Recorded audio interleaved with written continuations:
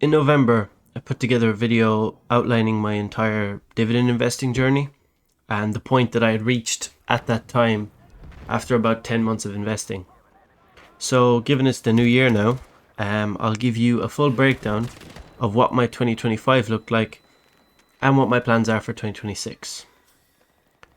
I'm going to try not to repeat myself too much in this one, and I will try and keep the video brief. I know this kind of content doesn't appeal to everyone, but you may be interested to know what 1 year of investing looks like when you target dividends. And it's why I would kind of recommend everyone has a look into it and see, because you can find a way to use it for yourself. Anyone can, no matter how big or small the amount you put in is.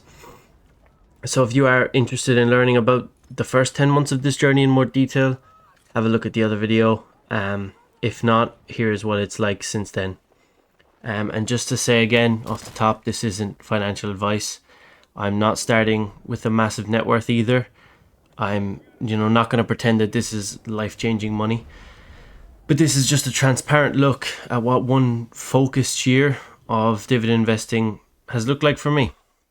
So at the time of recording the initial video, my portfolio stood at a value of €7,672, and now it's at €8,598. So my dividend payouts for 2025, at the end of the year, were €136.36. It's not bad for a first year. It's really not bad at all.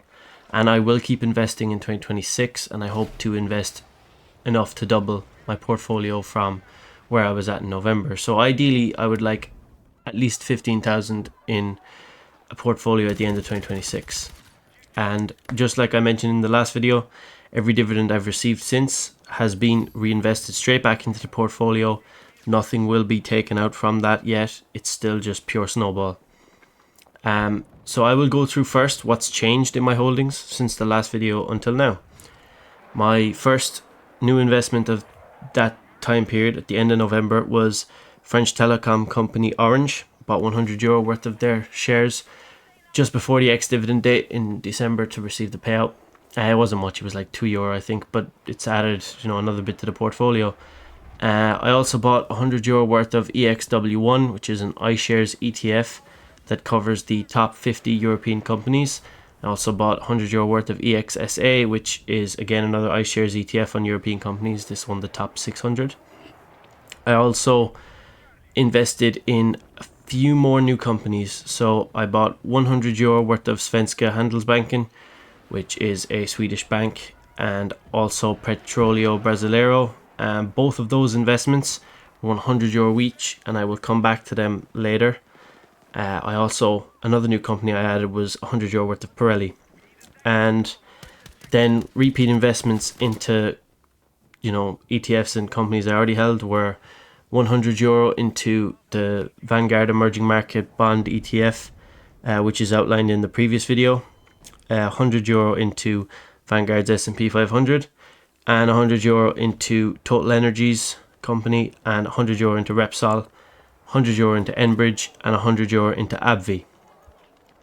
So in terms of sales for the month, I sold off all of my SAB shares for a total of €319, and then later my Santander shares for a profit of 58%, and a total of €158 because I initially bought in for 100. So how bad? The reason for those sales is simply that I was in the green on both companies, and neither kind of provided dividend yield good enough for what I would need, I would say.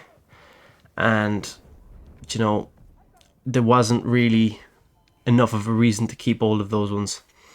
And at the end of December, my dividend income finished at €24.61, which isn't bad.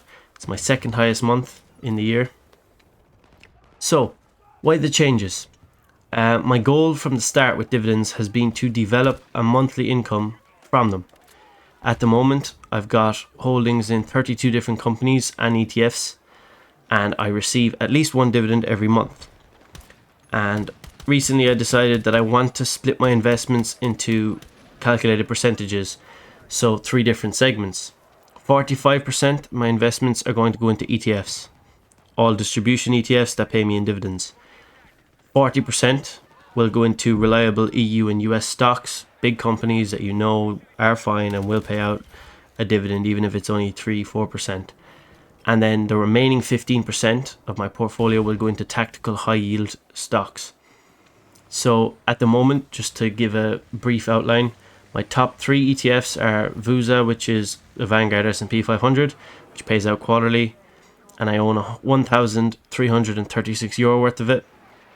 Then I've got 1,140 in IS3C, which is an iShares USD emerging market government bond, and I've got an extra €413 in that same bond, but it's through Vanguard.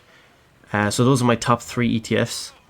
And then in reliable EU stocks and US stocks, my top 3 holdings are Gilead, which I own €649 of, Mercedes, which I have €559 of, and AbbVie, which I have €480 of. For my tactical high yield, my 3 highest earnings are in ENI, which I have €211 worth of, Enbridge, I have €200 worth of it, and Telefonica, I have €176.